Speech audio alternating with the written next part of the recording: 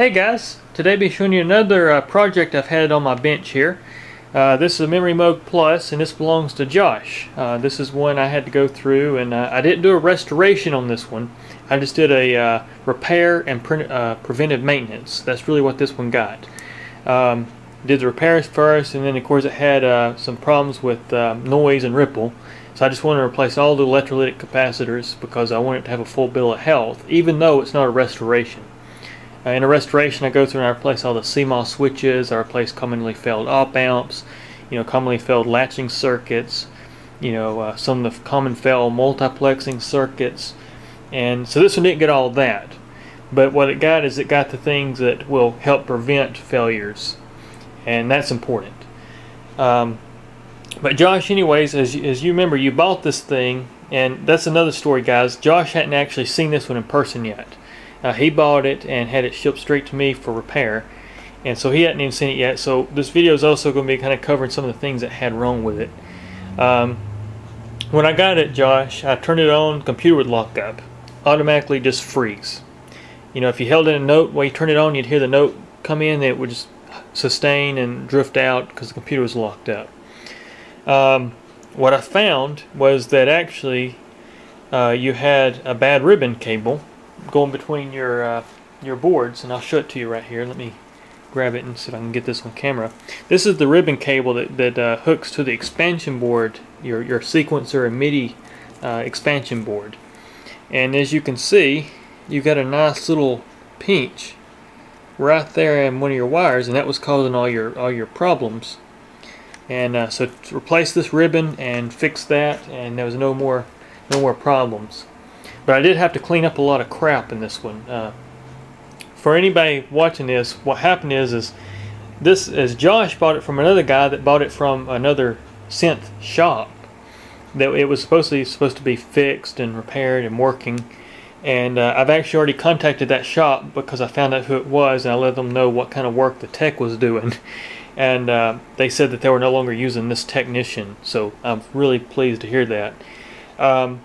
What also happened in this one, guys, was that the tech that worked on this one put the wrong parts in it. He used the wrong value capacitors in the supply, and he actually used the wrong style. He used radial caps instead of axial caps. And that's fine. I mean, that's not the big problem with axial and radial, but it's not as clean work. But also the problem is he had to add leads to the cap to make them actually fit in the circuit because the leads are too short. Well, what he did is he soldered them to the old existing legs of the old cap and didn't even put any kind of support on the cap. So they were just sitting there by their own weight. Well, when it shipped in vibration, it actually cracked the solder joints in the caps. And that was also part of the computer problem as well. You had excessive noise coming off your power supply because it wasn't getting rectified. It was getting rectified, but it wasn't getting filtered. So he was getting a lot of noise from your rectification circuits. And so it's causing problems too. But guys, a lesson for anybody out there that's wanting to work on these things, or a tech out there, all the techs out there that, I like to think everybody does good work. That's the thing. But just remember this, guys. If you put crap in it, you're going to get crap out of it. That's just the number one rule. If you're going to work on these things, it's worth the extra money to put in some high grade caps and put the right values in it and do it right. Buy axial caps if it's axial caps. Buy radial caps if it's radial caps. It's just that easy, And so I just want to bring that up to anybody. Just remember, if you put crap in something, you're going to get crap out. And that's just the reality of it. But anyways, with that rant said, it's all fixed right now for you, Josh. And I'm just going to kind of go through it and just give you a good demo here. Of course, I'm not going to do the normal demo because I've done so many of these things till it's crazy. But I'll show you that all 6 voices tune. I just hit auto tune, and you'll see that all 6 voices turn up. It takes just a few seconds.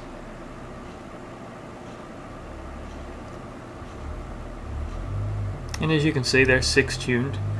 And I'll go into debug mode and I'll show you that all voices are actually working. So we'll start here. There's 6.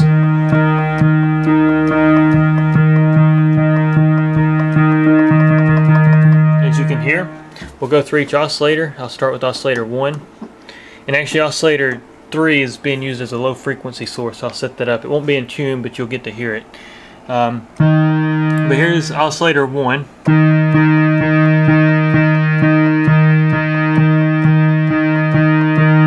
As you can hear, we'll do oscillator 2.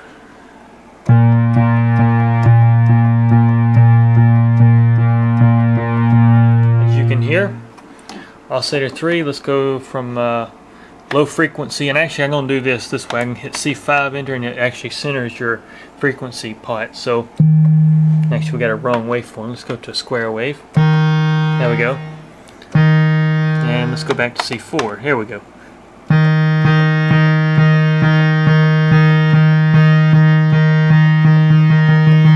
As you can hear, there's all 3 oscillators working. You combine them together and you get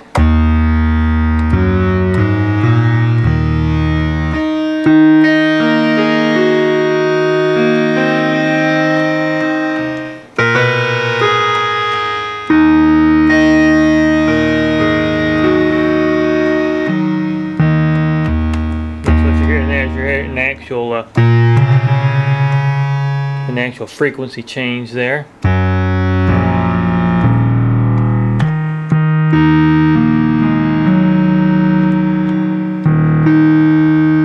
And also that's what we got to. There we go.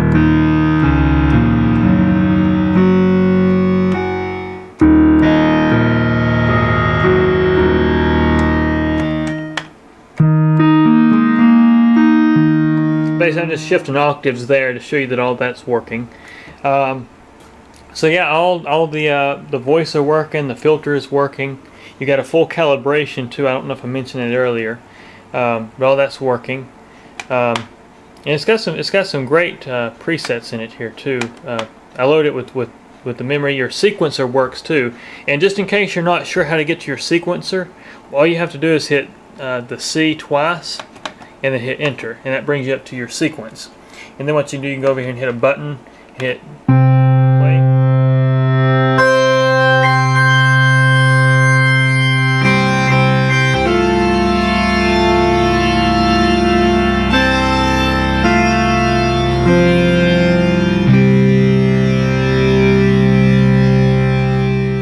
So you get something like that. And then to go back into your actual synth parameters, you just hit CC again and enter, and now you're back in the actual Moog. So I just want to show you that all that's working there. I've tested MIDI. MIDI works great. Let me put the camera on the tripod, and I'll just kind of walk you through some of the controls of this thing now. It's working like it should, and I'm really happy with it. I think it's going to be really reliable for you too, Josh. I don't think you'll have any problems, because I've done a 9-hour burn-in just as if it was a restoration, just to ensure those caps don't act up. But we can go to preset 17 is one I like.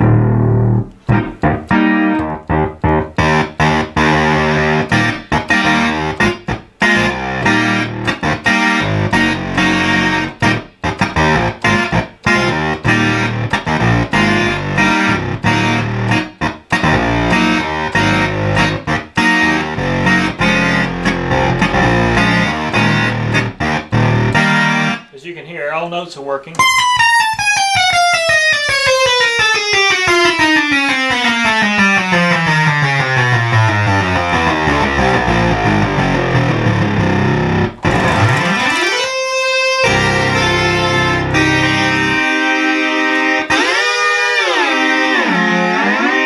Pitch bend works, and actually what you're hearing, that little crackling noise in the oscillators, that's actually this effect of PWM and a frequency response to when your oscillators and oscillator sync. So that's what you're hearing, that little like raspy kind of out of tune sound. That's actually what you're hearing there. It's just actually part of your voice modulation circuit. You can actually cut that off, and as you can hear.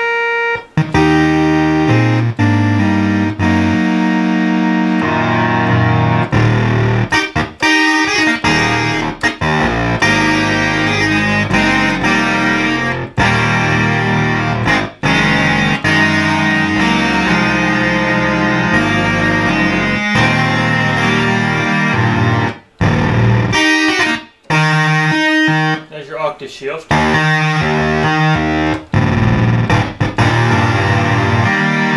So you got things like that, and everything's working like it should. Your filter response.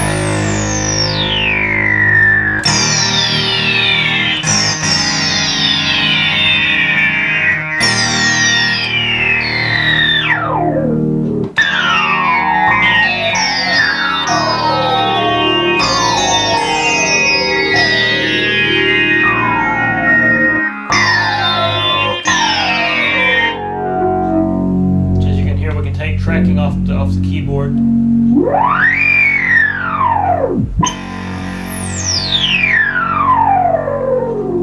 you do hear a little zippering in the Memorymoog. It was early computer stuff, so you will hear a little zippering as you turn the knobs.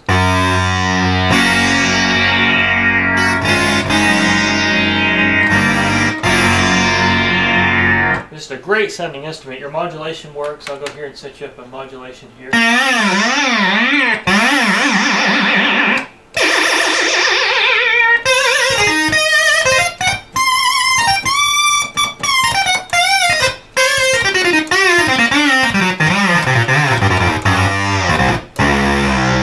So you get something like that, of course you can do mono and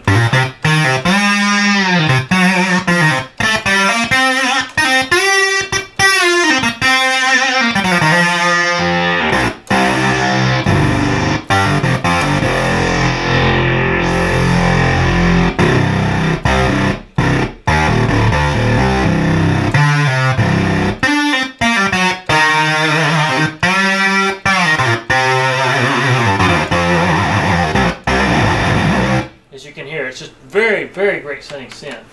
So we'll go here, we'll make a PWM for one of those.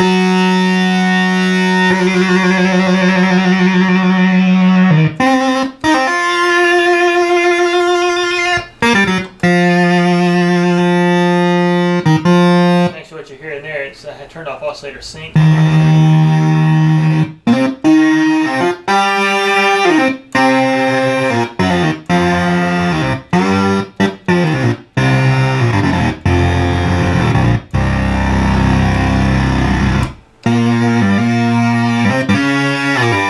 Glide works.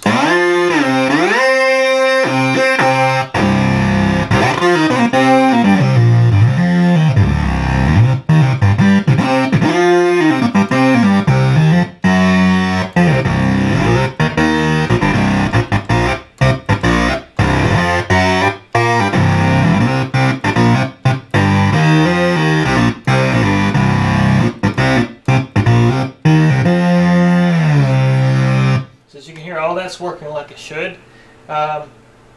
Then also I should mention too, your waveforms work for your modulation.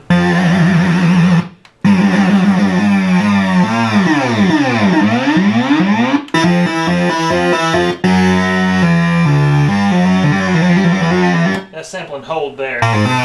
Usually what I like to do is put it on the filter.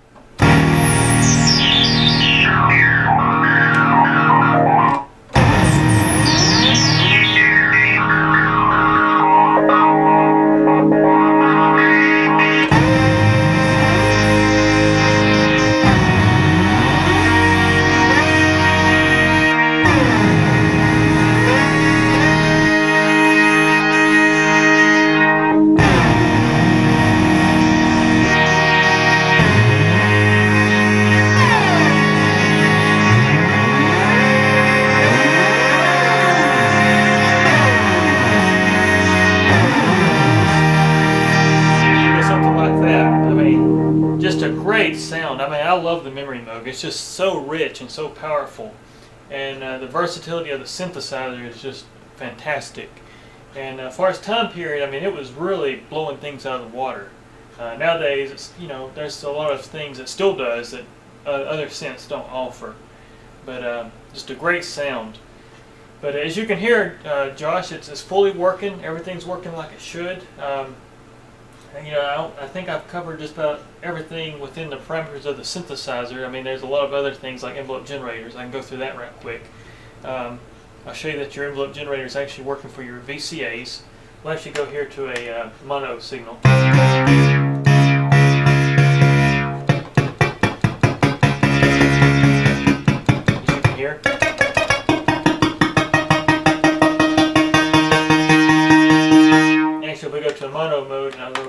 cycling. Let's put it in cycling mode. Now, you can hear that. Of course, your filter works as well. So we'll get this turned back up. It'll sustain for us in the amplifier.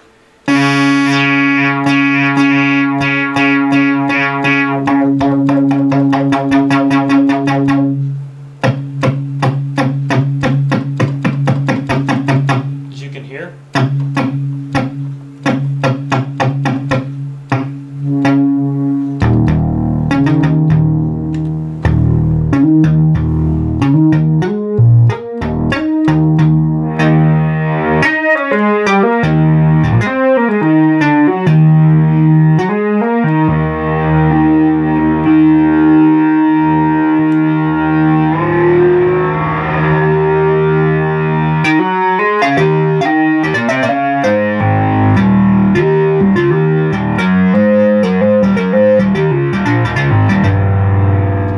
I don't even know if my camera can pick that up because it's vibrating my room so much with that kind of power.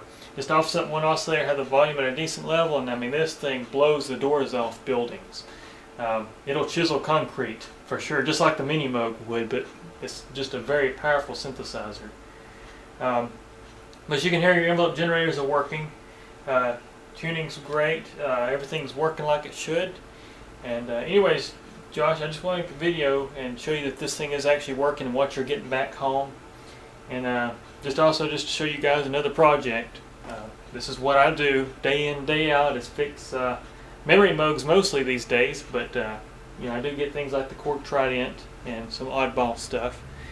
But anyways, guys, I appreciate you watching, and Josh, I want to thank you very much for letting me work on your Memorymoog for you, and I really appreciate the opportunity, and we'll get it boxed up and get it heading back to you, man, so you can rock with it. But everybody take care. Thanks for watching.